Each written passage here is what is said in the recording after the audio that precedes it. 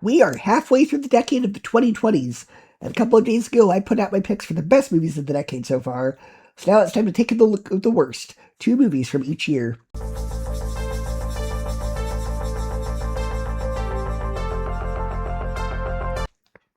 From 2020 we have Wonder Woman 1984. This movie makes absolutely zero sense. It doesn't even follow its own rules. The villain has a wishing rock that can grant people wishes, but in order to do that, he has to be physically touching them. Yet later in the movie, he's able to grant people's wishes simply broadcasting himself on TV. Kristen Wiig's motivations for becoming Cheetah are incredibly stupid, and what they do with Steve Trevor is angrily insulting. Diana wishes for Steve to come back. It's very clearly established that it's not really Steve. It's some other dude that she sees as Steve. So she basically mind-controlled the guy for a week because she was clingy. You basically made her a villain. Good job. Wonder Woman's powers are also very unclear. In the first film, Batman vs. Superman and Justice League, she can't fly. She can really jump long distances. But in this, she can fly just like Superman.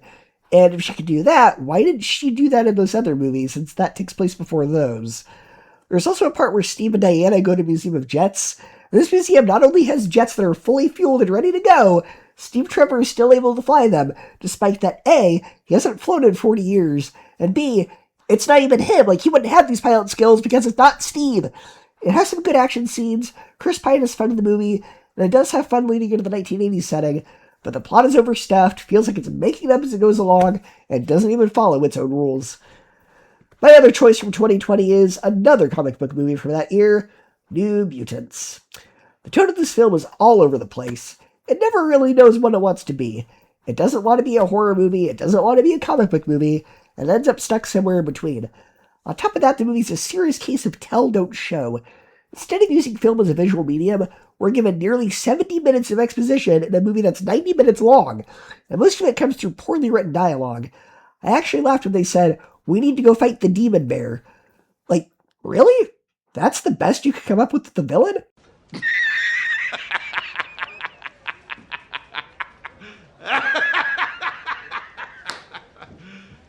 You serious? The performances don't help either. Characters' accents disappear constantly. The Russian character sounds American half the time, and the character with the Kentucky accent just drops it completely. It feels lazy and poorly directed. The editing is also extremely clear. You can tell this was originally meant to be rated R, and then chopped down to be PG-13 after Disney bought Fox. The cuts are obvious, and honestly, it's even worse than the PG-13 edit of Deadpool 2. By the end, the film never really gives you a real reason to care about anybody or the story. And honestly, the only upside has nothing to do with the other X-Men movies, so if you skip it, you're not missing anything. From 2021, we had Dear Evan Hansen. It's disgusting, it's exploitative, the main character is super unlikable and actually gets worse as the film goes on, yet we're still expected to root for him. The only genuinely good performance in the film was Amy Adams, because you can see the pain on her face at having lost her son, which makes me hate the character of Evan for exploiting his death that much more. I absolutely hated this movie. It's just shameful. My other choice from 2021 is M. Night Shyamalan's Old.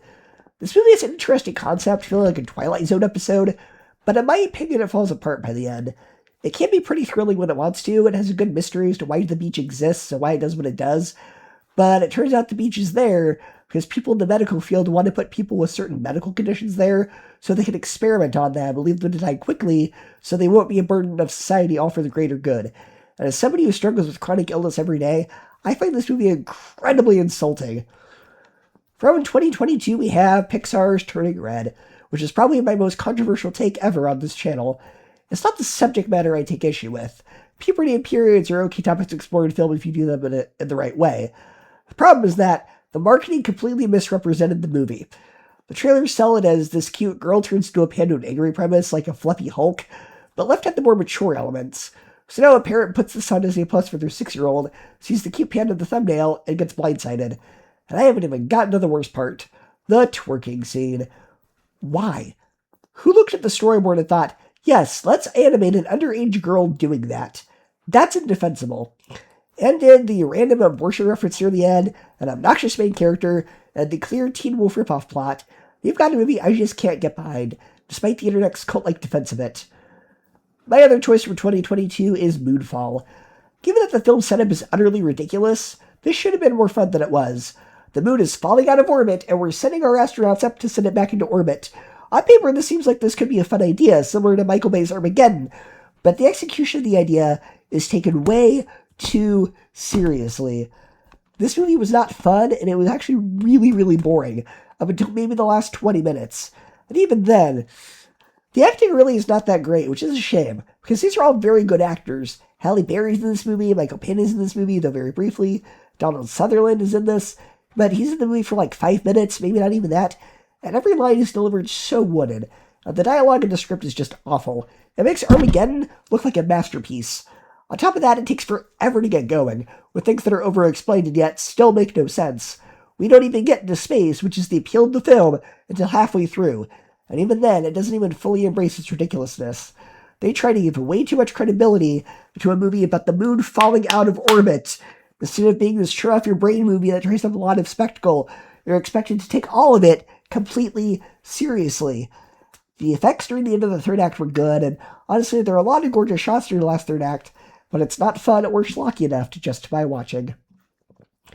From 2023, we have Paint. I have no idea who the audience for this movie is. Most of the jokes are lowbrow, crass, vulgar, or otherwise unfunny, so anybody who remembers Bob Ross is going to find the film immature, and the film is still far too adult for the teenager crowd who won't even understand the satire of the film anyway. This whole movie is just awkward to watch, and my deepest condolences, not only to the family of the late Bob Ross who have to watch his legacy utterly distastefully destroyed, but also to Owen Wilson for having to star in this. The whole script is just awkward. There were only a small handful of jokes that actually worked, and even then they were mild chuckles at best and nothing too memorable. The film also has basically no plot or character development whatsoever. When it's not boring, it's awkward and painful, but I guess you can't spell paint without pain. How about this one? I call it bold and brash. More like belongs in the trash. Sorry, I must have missed that one. My other choice for 2023 is Indiana Jones and the Dial of Destiny. They somehow managed to botch this movie even worse than Kingdom of the Crystal Skull. Indiana Jones in this film is no longer the suave, handsome rogue that every teenage boy idolized. No, in this one, Indiana Jones is a depressed old man who is at his lowest point. He's not fun to watch. The film's writing is also incredibly stupid, and this is a follow-up to Crystal Skull, so that's saying a lot. The woman Jones is paired with in this is incredibly unlikable and annoying. She doesn't have the smug or can-do attitude of Marion. She's basically Lara Croft. She's lazily written, has no charisma, and has even worse dialogue. And the plot is somehow even stupider than the last one. It's as if the writers saw people saying, hey, having aliens was the lowest point of the franchise. It can't possibly get worse, right? And they took that as a personal challenge. How do they manage to do this, you may ask? By introducing, wait for it, time travel. Time travel now exists in Indiana Jones. You're welcome. Congratulations. You have invented a new kind of stupid, a damage you can never undo kind of stupid, and open all the cages in the zoo kind of stupid. Truly, you didn't think this through kind of stupid. It's bad enough that they introduce us as a plot device, but they barely do anything with it. Though, to some degree, I'm grateful they didn't make going through time the entire plot, but time travel shouldn't even be in Indiana Jones at all. The villain's motivations are pretty milquetoast. As bad as Crystal Skull was, I do at least remember Kate Blanchett and her motivations, and as bad as that film was, she at least gave a fun performance. And that pretty much sums up this movie. It's trying to avoid the mistakes of Crystal Skull by not going as over the top this time, but at the same time it suffers greatly from an incredibly stupid script. I can at least remember how stupid Crystal Skull was, but there's nothing I'm going to remember about this movie in a couple of years. I will say this, the first 20 minutes are really fun. A CGI de-aged Harrison Ford surprisingly works, and you can't even really tell that it's CGI. We've definitely come a long way from the de-aged Jeff Bridges in Tron Legacy. The first 20 minutes are a fun return to form, and they gave me a false hope that that's what the rest of the movie was going to be like. Unfortunately, after those 20 minutes, it's all downhill. This would make a great pilot episode to a show, though given Ford's age, it would definitely have to be animated, and maybe give the voice work to Alden Ehrenreich. He did a great job as young Han Solo, and I feel he got the short end of the stick with that movie's reception. Bring him back, have him voice a young Indy, do an animated show. But, quite sadly, we can include this film alongside that Willow Disney Plus series, as Disney continued to destroy the legacy of beloved characters one bad project at a time. Last Crusade was a perfect ending. It had the perfect closing shot. If I had the MacGuffin from this movie, I would use it to go back in time to make sure the 4th and 5th films are never made. This movie does not belong in a museum. It belongs in your nearest landfill. For 2024, my first choice is Madam Web. This is a very frustrating film because it has a lot of style at times, but when it comes to the execution, it's an underdeveloped mess. Now, it is unique, feeling like a combination of the first Terminator film mixed with Final Destination, and has some cool ideas, but the ideas work better as ideas, rather than how it was actually executed. The dialogue is cringy, the ADR dubbing is way off, the performances all around are pretty weak, and the film doesn't really give us any reason to care about the characters or story. Overall, it's a mess. My other choice for 2024 is If. I know a lot of people really adored this film, and I can see why, but since one of the plot lines is about going through a heart surgery, and I'm a survivor of 3 of those, this is a movie I found particularly triggering, and that's not a word that I use lightly. I thought this was just way too heavy for a family film.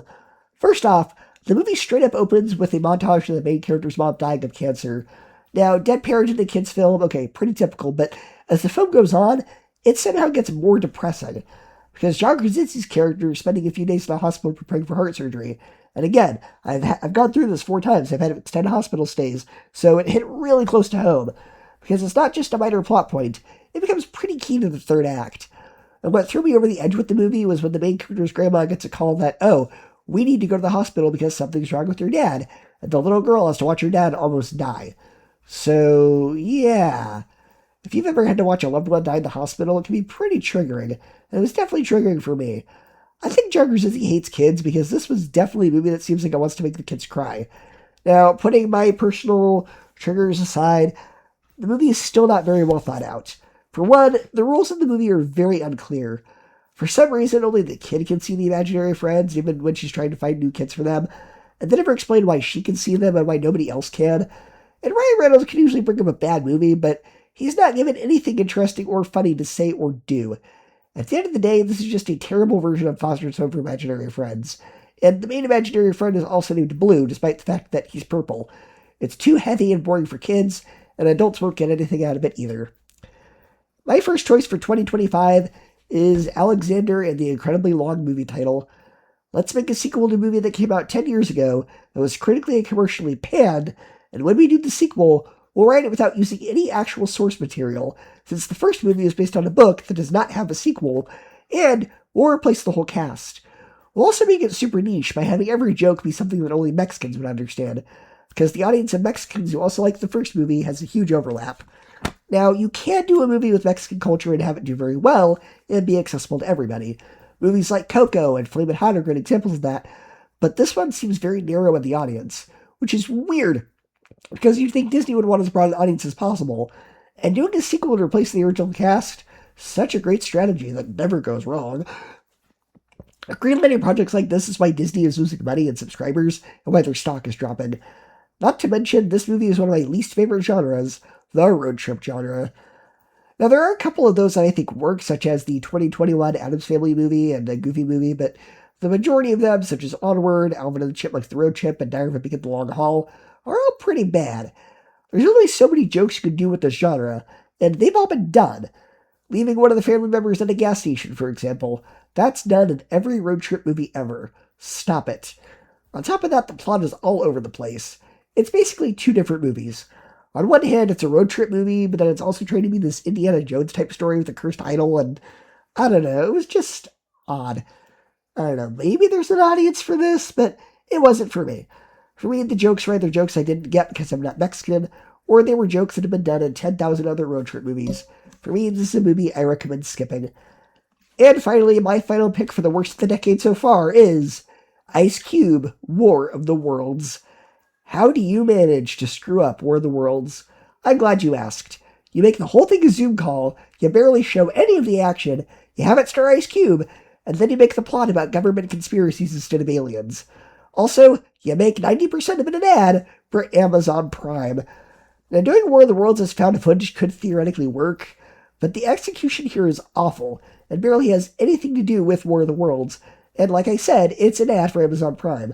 It's an incredibly stupid movie, with even stupider execution, and I don't know how or why this was greenlit.